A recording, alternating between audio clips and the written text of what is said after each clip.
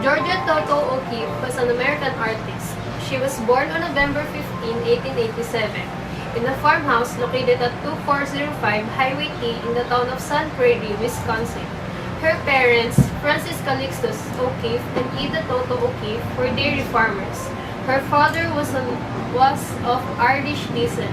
Her maternal grandfather, George Victor Toto, for whom O'Keeffe was named, was a Hungarian count who came to the United States in 1848. In late 1902, the O'Keeffes moved from Wisconsin to the close-knit neighborhood of Peacock in Williamsburg, Virginia. O'Keeffe stayed in Wisconsin with her aunt and attended Madison High School, then joined her family in Virginia in 1903. She completed high school as a boarder at Chatham Episcopal Institute in Virginia, now Chatham Hall, and graduated in 1905. She was a member of the Kappa Delta sorority. Now let's talk about her career. She was best known for her paintings of enlarged flowers, New York skyscrapers, and New Mexico landscapes. O'Keeffe has been recognized as the mother of American modernism. In 1905, O'Keeffe began her serious formal art training at the School of the Art Institute of Chicago, and then the Art Students League of New York. But she felt constrained by her lessons that focused on recreating or copying what was in nature. In 1908, unable to fund further education, she worked for 2 years as a commercial illustrator, and then spent 7 years between 1911 and 1918 teaching in Virginia, Texas, and South Carolina. During that time, she studied art during the summers between 1912 and 1914, and was introduced to the principles and philosophies of Arthur Wesley Doe, who espoused created works of art based upon personal style, design, and interpretation of subjects, rather than trying to copy or represent them. This caused a major change in the way she felt about and approached art, as seen in the beginning stages of her watercolors from her studies at the University of Virginia, and more dramatically in the charcoal drawings that she produced in 1915 that led to total abstraction. Alfred Stieglitz, an art dealer and photographer, held an exhibit of her works in 1916. Over the next couple of years, she taught and continued her studies at the Teachers College, Columbia University. O'Keeffe studied and ranked at the top of her class at the School of the Art Institute of Chicago from 1905 to 1906. Studying with John Vanderpoel, due to typhoid fever, she had to take a year off from her education. In 1907, she attended the Art Students League in New York City, where she studied under William Merritt Chase, Kenyon Cox, and F. Louis Mora. In 1908, she won the league's William Merritt Chase Still Life Prize for her oil painting Dead Rabbit with Copper Pot. Her prize was a scholarship to attend the league's outdoor summer school in Lake George, New York. In 1908, O'Keeffe found out that she would not be able to finance her studies. Her father had gone bankrupt and her mother was seriously ill with tuberculosis. She also was not interested in creating a career as a painter based upon the mimemic tradition which had formed the basis of her art training. She took a job in Chicago as a commercial artist and worked there until 1910. When she returned to Virginia to recuperate from a case of the measles and later moved with her family to Charlottesville. She did not paint for 4 years and said that the smell of turpentine made her sick. She began teaching art in 1911. One of her positions was her former school, Chatham Episcopal Institute in Virginia. She taught at Columbia College, Columbia, South Carolina in late 1915, where she completed a series of highly innovative charcoal abstractions based on her personal sensations. The Georgia O'Keeffe Museum says that she was one of the first American artists to practice pure abstraction. O'Keeffe mailed the drawings to friend and former classmate at Teachers College, Anita Politzer, who took them to Alfred Stieglitz at his 291 gallery early in 1916. Stieglitz found them to be the purest, finest, sincerest things that had entered 291 in a long while, and said that he would like to show them.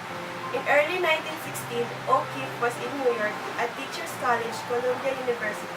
Georgia O'Keeffe was a teaching assistant to Alan Bement at the University of Virginia in 1915. After further coursework at Columbia in early 1916 and summer teaching for women, she was the chair of the art department beginning the fall of 1916 at the West Texas State Normal College in Canyon. O'Keeffe, who enjoyed sunrises and sunsets, developed a fondness for intense and nocturnal colors. Building upon a practice she began in South Carolina, O'Keeffe painted to express her most private sensations and feelings. Rather than sketching out a design before painting, she freely created designs. O'Keeffe continued to experiment until she believed she truly captured her feelings in the watercolor. Light coming on the plains, number 1. She captured a monumental landscape in this simple configuration, fusing blue and green pigments in almost indistinct tonal gradations that simulate the pulsating effect of light on the horizon of the Texas Panhandle, according to author Shireen Robset Udall. She began a series of watercolor paintings based upon the scenery and expansive views during her walks, including vibrant paintings she made of Palo Duro Canyon. While in New York, Stieglitz, nearly a quarter century older than O'Keeffe, provided financial support and arranged for a residence and place for her to paint in New York in 1918. They developed a close personal relationship and he promoted her work. Around this time, O'Keeffe became sick during the 1918 flu pandemic.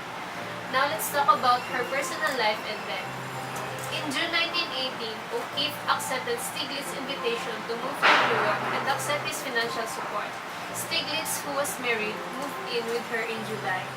Stieglitz started photographing O'Keeffe when she visited him in New York City to see her 1917 exhibition, and continued taking photographs, many of which were in nude. It created a public sensation. When he retired from photography in 1937, he had made more than 350 portraits of her. In 1924, Stieglitz was divorced from his wife Emmeline, and he married O'Keeffe. For the rest of their lives together, their relationship was they primarily lived in New York City but spent their summers at his family home, Oakland, in Lake George in upstate New York. In 1928, Stieglitz had an affair with Dorothy Norman, and she lost a project to create a mural for Radio City Music Hall. She was then hospitalized for depression. O'Keeffe began to spend the summers painting in New Mexico in 1929.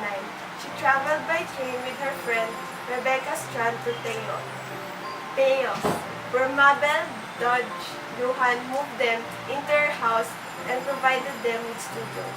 In 1933, O'Keeffe was hospitalized for 2 months after having suffered a nervous breakdown, largely because she was heartbroken over Stieglitz's continuing affair with Dorothy Norman. She did not paint again until January 1934. In 1945, O'Keeffe bought a second house, an abandoned hacienda in Abiki, which she renovated into a home and studio. Shortly after O'Keeffe arrived for the summer in New Mexico in 1946, Stieglitz suffered a cerebral thrombosis.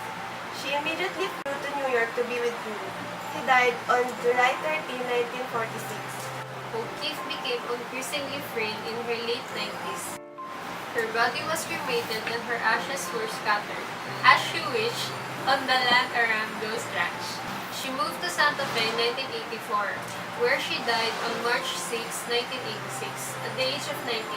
Now let's move to her artworks. First we have Sky Above Clouds Fort, painted in 1965.